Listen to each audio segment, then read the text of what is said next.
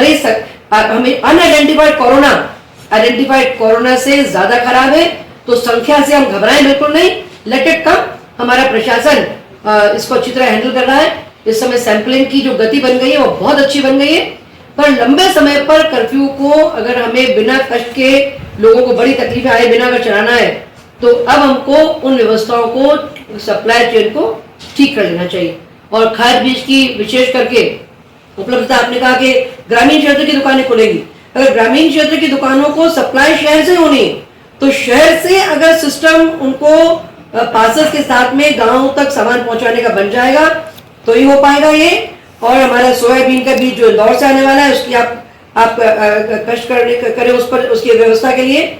और सारा हमारा कपास का बीज टिश्यू कल्चर से महाराष्ट्र से आता है, उस पर आपको अपने हॉर्टिकल्चर एग्रीकल्चर के रिस्पेक्टिव ऑफिसर्स आपको और बारीकी से बता देंगे। और आप इस पूरे व्यवस्था में आप जिस मुस्तैदी से काम कर रहे हैं, डाइट का भी आपने जिस प्रकार से उपयोग कर लिया है, मैं तो प्रशासन को बहुत बधाई देती हूँ और आपको और आपकी टीम का अभिनंदन करना चाहती हूँ। धन्यवाद। करने की आवश्यकता है। और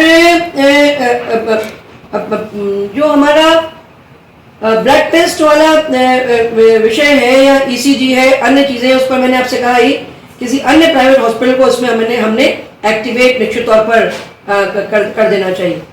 अब हमारे सब्जी की सप्लाई को लेकर आप जो भी निर्णय करते हैं, कैसे सुरक्षित तरीके से वो हो सके, वो आप उसको जरूर, मतलब it needs attention from you. और अन्य हमारे साथियों का भी इसमें कोई अगर सुझाव है तो वो भी आवश्यक तौर पर दे दे। और कंटेनमेंट क्षेत्र घोषित करने के साथ साथ वहां पे जरूरत की चीजों की सप्लाई बनी रहे, उस पर भी हमें उसको भी सुनिश्चित करना बहुत आवश्यक है। और ग्रामीण क्षेत्र में सारे शासकीय निर्माण प्रारंभ किए जाए, मनरेगा का ऑप्टिमम यूज किया जाए। और मैंने इस पर प्रयास किया है, सांसद जी का इसमें बहुत हमें मदद मिल सकती है कि किसान के मेड़बंधान, खेत कुंड और किसान के खेत में मनरेगा का उपयोग हो गया अगर, या पहुंच मार्ग, तो किसान और मजदूर दोनों ही इसमें बड़े स्तर पर लाभान्वित हो जाएंगे। इतने लंबे समय के लॉकडाउन से और इतने सारे ओरिएंटेशन से लोगों ने अपने आप को बहुत हद तक तैयार कर लिया है, वे समझ गए सोशल डिस्टेंसिंग के मायने। और हमको ये जरूर देखना पड़ेगा कि जिन क्षेत्रों में सैंपल्स नहीं लिए जा पा रहे हैं या नहीं लिए गए हैं, उन पर हम आइडेंटिफाई करें, ताकि ऐसा ना हो कि कोई क्षेत्र विशेष सैंपलिंग से छूट जाए और कोई बहुत भयावह स्थिति उस समय सामने ना आ जाए, जैसे ग्रीन जोन होते होते हम एकदम संकट में आ गए।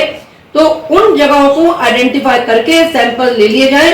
यहाँ पर सैंपल लिए जाने चाहिए थे, पर किन्हीं कारणों से नहीं लिए जा पा रहे हैं और कोई नहीं मिल पाता है।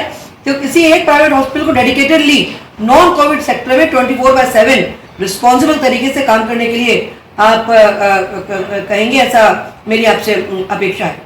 अब कंटेनमेंट क्षेत्र में अभी आज कल का ही उदाहरण है कि संजय नगर में लोगों को पानी नहीं मिला, क्योंकि जो पानी देने वाला व्यक्ति था, चाबी खोलने वाला, वो राष्ट्रीयपुरम में रह रहा था। ऑर्डिनेट जो व्यवस्था करी वो बेचारा संभाल नहीं पाया और कृत्रिम जलाभाव से एक कॉलोनी पूरी भुगतती रही। तो कंटेनमेंट क्षेत्र में अगर कोई महत्वपूर्ण शासकीय सेवाएं देने वाला व्यक्ति अगर वहां फंसा है तो उसकी बेहतर तरीके से उसकी ऑर्डिनेट व्यवस्था की जाए, अन्यथा उसको बाहर लाने के लिए कुछ आप सुरक्षित उपाय कैसे निकाल सकते हैं, उस पर आप निश्चित तौर पर आप निर्णय करें, विचार करें रहे हैं।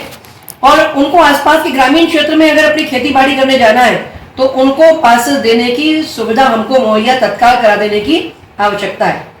अब बिजली के बिल को लेकर हम जो दे सकते हैं वो दें, जो नहीं दे सकते हैं वो कब देंगे ये बताएं, लेकिन बिजली कटने की स्थिति इस समय बिल्कुल भी ना बने। हमें सीएमडी पश्चिमी क्षेत्र बिजली कंपनी से आपको भी बात कर लेना होगी, माननीय सांसद जी भी इसमें मदद करेंगे कि बिजली कटने की स्थिति किसी भी स्थिति में हमारे नहीं बनना चाहिए।